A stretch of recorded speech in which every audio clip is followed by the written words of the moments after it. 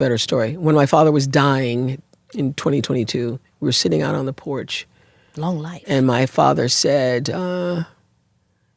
is it true what they say? I said, what do you mean? He goes, they say you're a billionaire. Huh?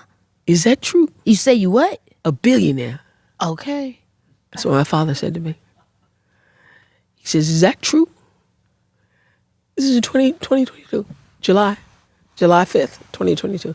And I said, yeah, it's true. He goes, well, that's something. That's really something. He goes, you never talked about being a billionaire. Now, you always talked about being a millionaire. You always said that one day you were going to be a millionaire. And I remember you running around the barbershop talking about you were going to be a millionaire. And I remember Mr. Thomas, when you became a millionaire, said, you know, Oprah always said she was going to become a millionaire. I didn't know how she was going to do it, but she did it. So now you're telling me you're a billionaire. I said, well, I never talked about being a billionaire. I didn't know there was such a thing. Right. I didn't even know there was such a thing. And so this idea that I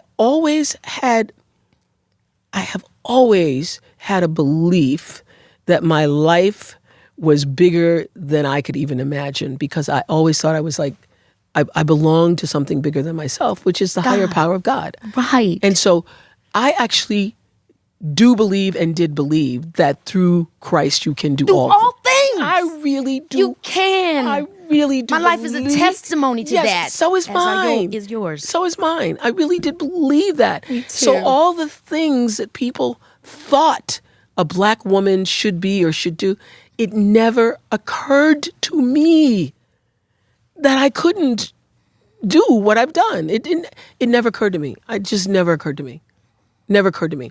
Because I always saw myself as a little Black girl who was truly God's child.